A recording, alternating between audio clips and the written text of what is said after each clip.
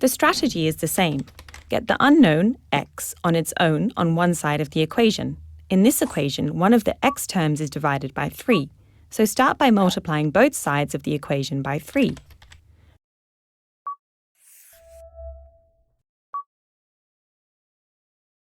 Then simplify to get negative 2x plus 2 equals 3 divided by 2. Next, subtract 2 from both sides of the equation. Then simplify again. Finally, divide both sides of the equation by negative 2 to get x on its own. The solution is x equals 1/4. Once you get used to it, you can write the steps in simpler form. Here's an example.